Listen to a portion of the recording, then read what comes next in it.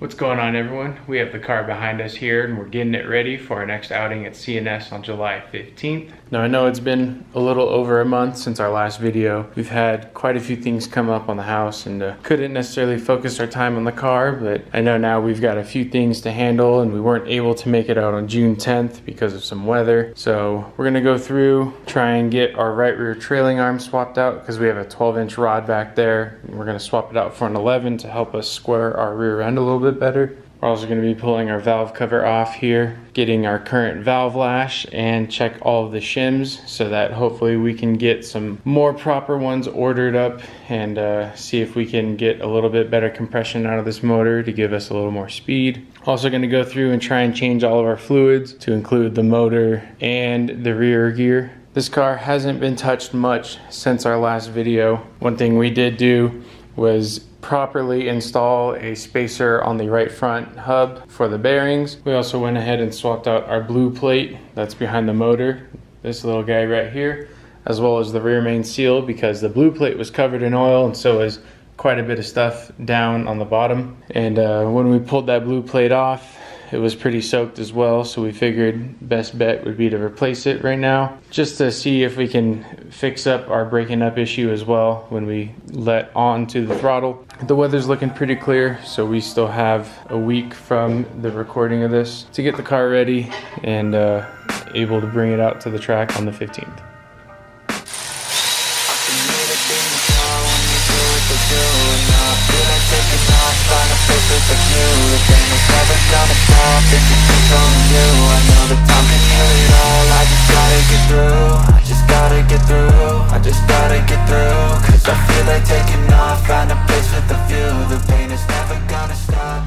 We've got our valve cover off here.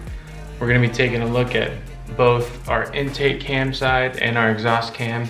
Cylinders 1 towards the firewall, cylinder 4 away from the firewall. So we're just going to take our measurements, pull the shims out, and then see where we are and what we need to be ordering to get it where it's supposed to be. Now we're gonna go based off of the recommendations on Hank Scott's website for what valve lash we should be going for.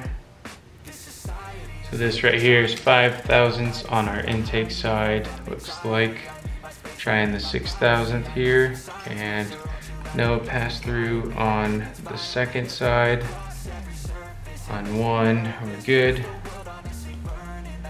So we've got, looks like 6.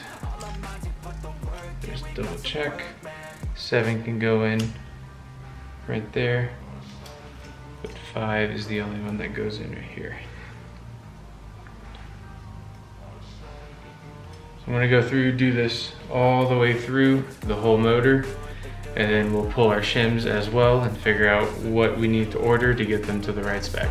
If it's controlling you, I know that time can heal it all. I just gotta get through, I just gotta get through, I just gotta get through. Cause I feel like taking off, find a place with a view. The pain is never gonna stop if it's controlling you. I know that time can heal it all. I just gotta get through, I just gotta get through.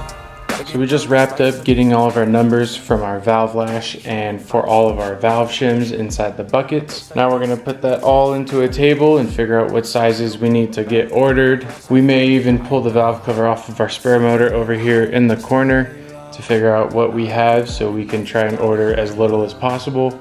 It's a good idea that if you're gonna do this, you might as well go ahead and torque down your cam caps as well as the cylinder head.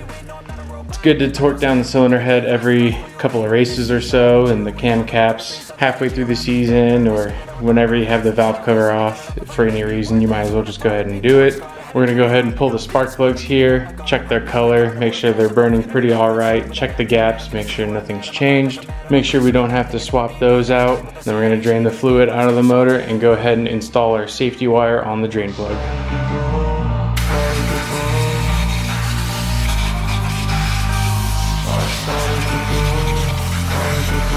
I can hear the demons call when they do what they do. And now I feel like taking off, find a place with a view.